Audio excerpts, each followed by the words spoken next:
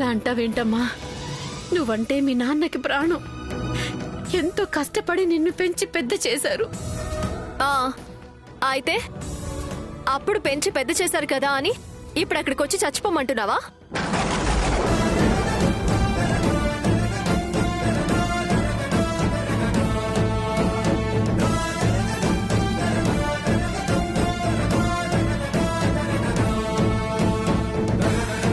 మళ్ళీ ఇంకొకసారి నన్ను రమ్మని ఫోన్ చేయొద్దు, అర్థమైందా?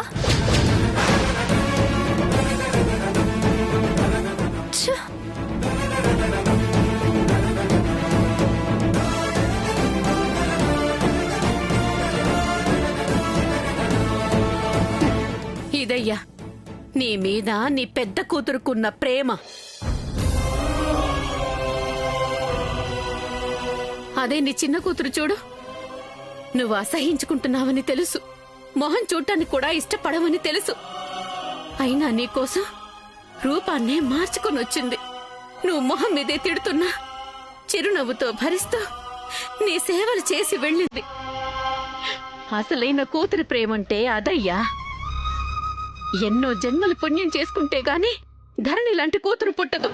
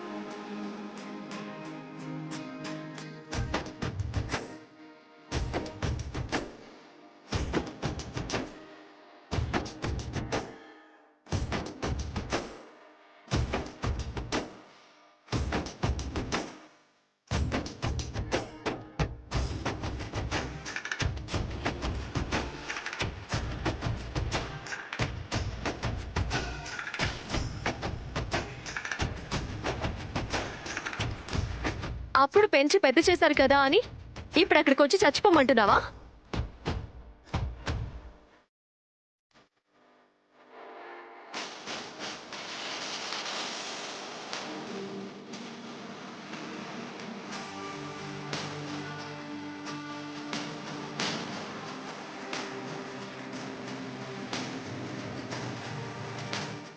అయ్యో, ఎంత తప్పు చేశాను గోదారి.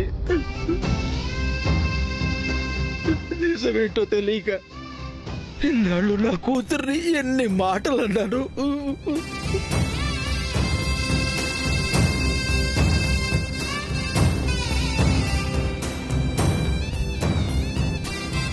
నన్ను ప్రాణంలో చూసుకునే నా కూతుర్ని ఎంత హీనంగా చూశాను,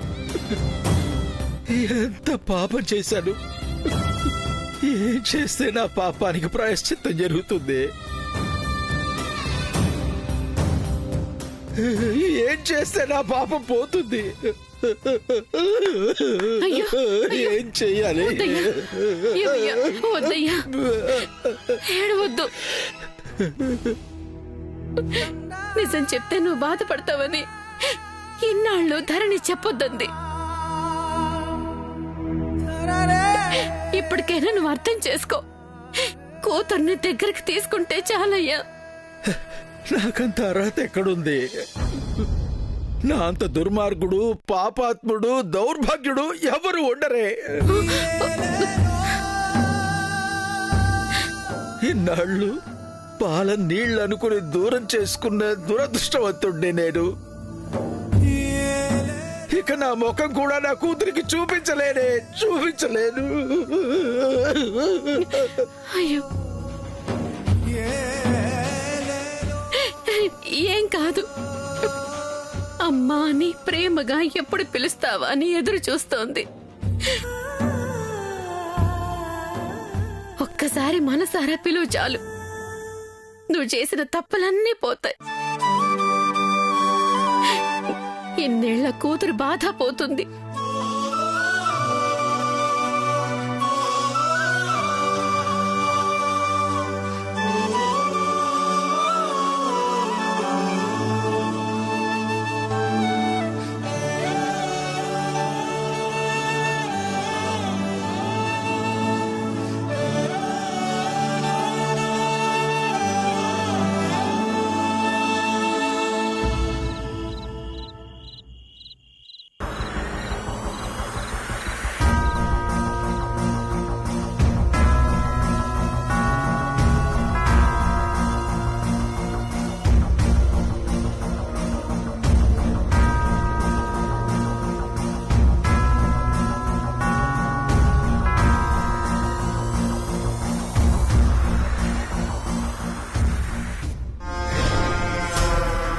రామ్మా, ఏం చేస్తే పూర్తిగా నా దారిలోకి వస్తావో, నిన్ను ఎలా ట్యూన్ చేయాలో నాకు బాగా తెలుసు.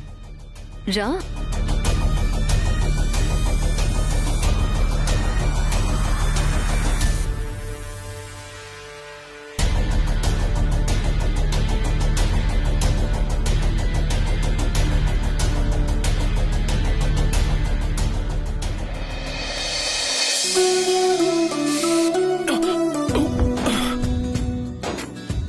అయ్యో, అలా పడిపోయావేంటమ్మా?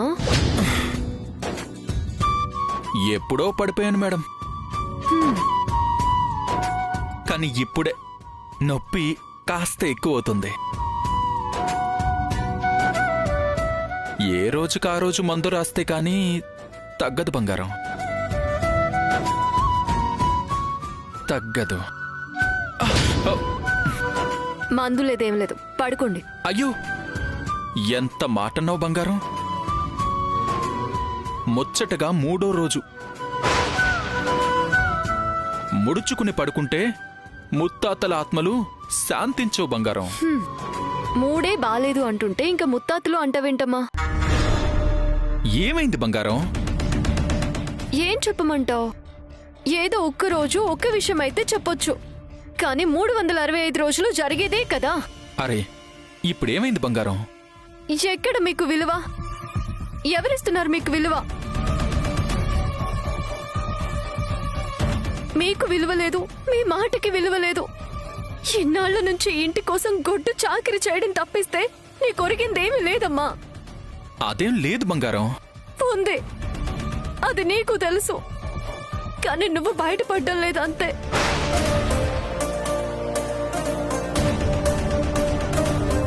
మధ్యలో వచ్చిన నాకే తెలుస్తుంది, ఇంకా చిన్నప్పటి నుంచి పడుతున్నా మీకు తెలియడం లేదా? అయ్యో, ఏమైంది బంగారం? హ్యాపీగా ఉండాల్సిన టైంలో ఆ కళ్ళల్లో నీళ్ళేంటి? నాకు ఉండాలనే ఉంది, కానీ ఏం చేయను, నాకు అవే గుర్తుకొస్తాయి. నిన్న జ్యూస్ విషయంలో అలా జరిగింది, ఈ రోజు ఆ డొనేషన్ విషయంలో ఇలా. నువ్వు చెప్పిన దానిలో తప్పే ఉందమ్మా. ఎవరూ తెలుసుకొని ఇవ్వాల్సింది, లేకపోతే ఒక ఫోన్ చేసి అడగాల్సింది అని అన్నారు. అందులో తప్పే ఉందమ్మా.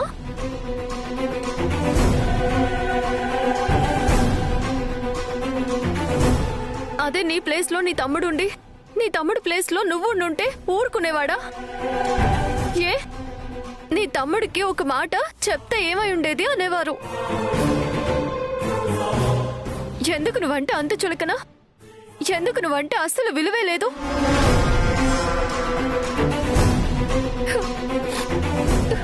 నాకు ఊహ తెలిసినప్పటి నుంచి ఒక్కరోజు కూడా కన్నీళ్లు పెట్టుకున్నదే లేదు.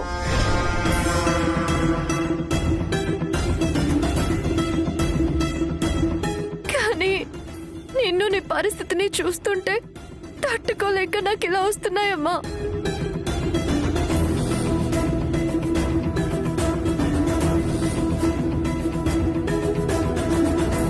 మీ తమ్ముడికేమో కంపెనీలో ఎక్కువ వాటా, మీ మరదలకేమో ఇంటి పెత్తనం. మనకేముంది?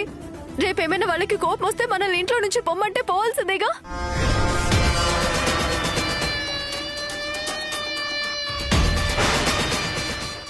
ఆ పరిస్థితి నేను రానిస్తానా?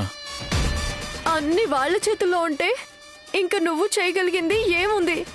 వాళ్ళు మనల్ని పొమ్మంటే పోవాల్సిందే.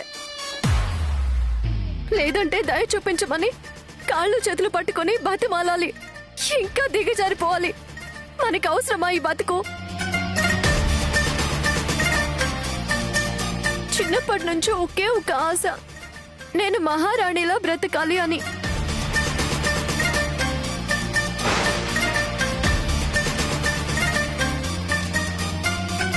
ఆశపడ్డట్టే ఒక కోటకి కోడలిగా వచ్చాను. నా భర్త మహారాజు అనుకున్నాను. కానీ అన్ని అర్హతలు ఉండి కూడా ఒక సేవకుళ్ళ ఉంటే ఎలా తట్టుకోగలను? ఎలా సంతోషంగా ఉండగలను చెప్పు.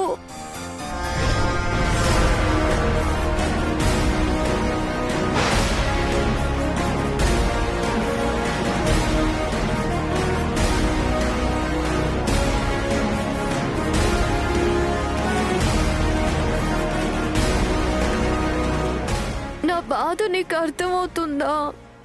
అర్థమవుతుంది మేడం.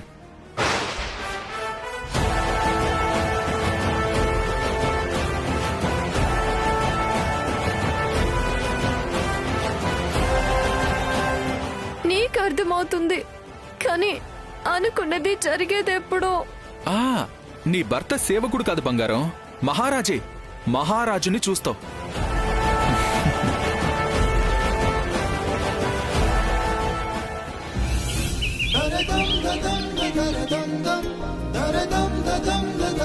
మావయ్య గారు,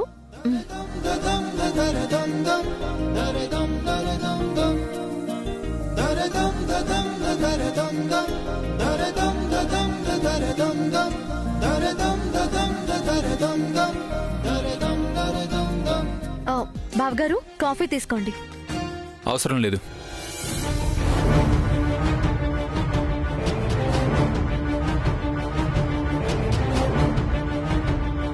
అదేంటి బావగారు, పొద్దున్న లేచి మీరు కాఫీ తాగలేదు కదా, తీసుకోండి. వద్దు, వద్దన్నాను కదా.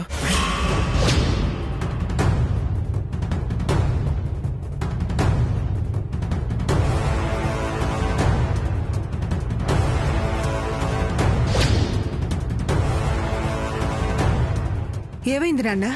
ఏం లేదమ్మా.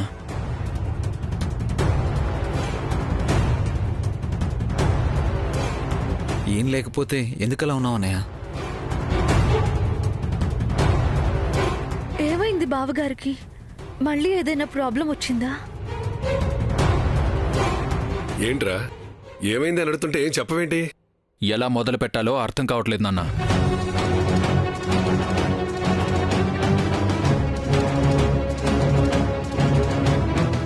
ఎప్పుడూ తలంచుకుని గొర్రెలా పనిచేయడం తప్పితే ఎప్పుడూ మాట్లాడలేదు కదా నాన్న. అందుకే ఎలా మొదలు పెట్టాలో ఎక్కడ మొదలు పెట్టాలో తెలియట్లేదు.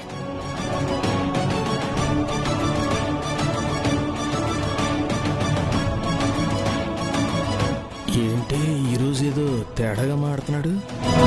నువ్వేమన్నా పొల పెట్టావా? చిన్నోడితో కొంచెం పర్వాలేదు గాని వీడితో ఎవడు పెట్టుకుంటాడు శోభన్ రాజు? తిక్కలేస్తే తాట తీస్తాడు. అసలు ఏం మాట్లాడుతున్నావురా? దేని గురించి మాట్లాడుతున్నావు చెప్పరా?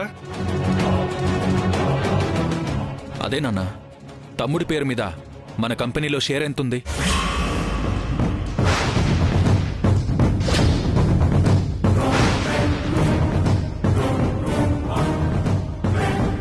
ఇప్పుడు దాని గురించి ఎందుకురా? అమ్మా, మాట్లాడమన్నారు కదా, మాట్లాడుతున్నా. అడిగిన దానికి సమాధానం చెప్పండి.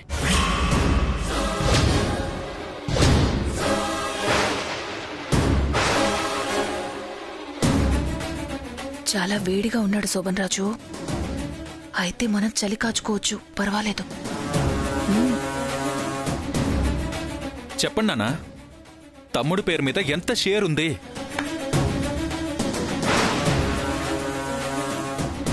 అదేంట్రా కొత్తగా అడుగుతున్నావేంటి? ఇందులో నీకు తెలియదే ఉంది. మీరు చెప్పండి నాన్న. 40%. ఆ రోజు నువ్వే కదా రాసావు. నేను రాయడం కాదు నాన్న, మరి మీరే రాయించారు.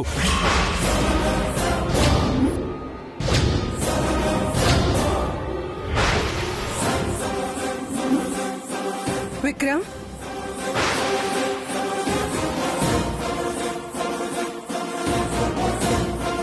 అవునమ్మా, నిజం కాదా?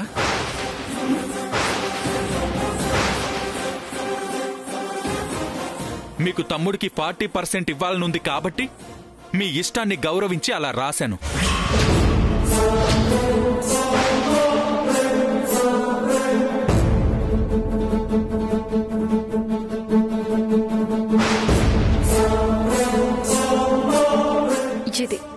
ఇది నాకు కావాల్సింది. గోడ బీటలు వారడం మొదలుపెట్టింది. బద్దలు కావడానికి ఎంతో సమయం పట్టదు. నేను చేసినట్టు అనిపించారు కానీ చేసింది నేను కాదు. ఇదంతా మీ ఇష్టం.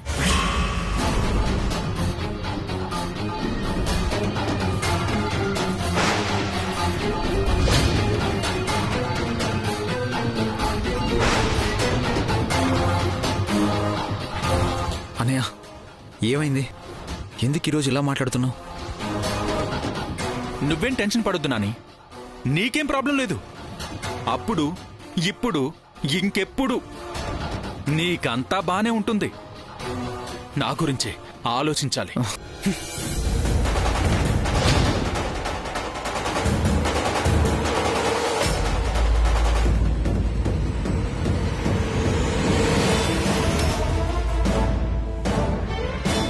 మరి నా పేరు మీద ఎంతుంది నాన్న?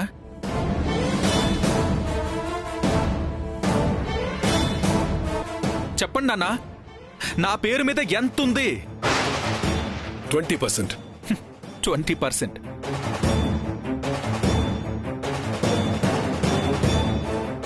రాత్రి పగలు గొడ్డులా కష్టపడే నాకు 20%.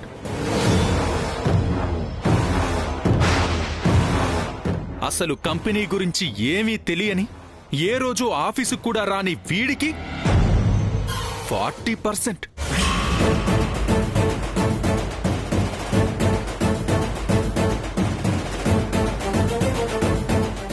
ఎందుకు నాన్న ఇంత తేడా? ఏదైనా న్యాయంగా ఉండాలి కదా.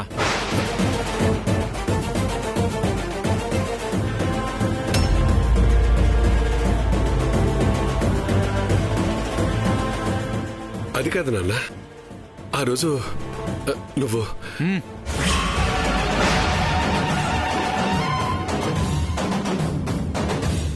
మీకు ఇద్దరు కొడుకులున్నప్పుడు ఇద్దరినీ సమానంగా చూడాలి కదా నాన్న. ఎందుకీ తేడా?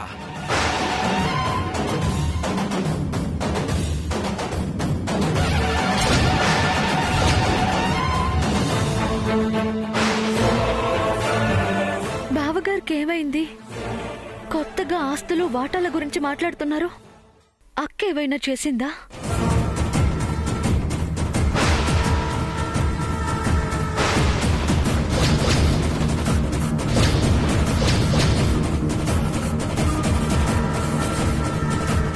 ఏం మాట్లాడుతున్నావురా? ఎందుకలా మాట్లాడుతున్నావు? మీ ఇద్దరూ మాకు ఒక్కటే. మా రెండు కళ్ళురా మీరు. మేం తేడా చూపించడం ఏంటి? కనిపిస్తుందమ్మా, తేడా బాగా కనిపిస్తుంది.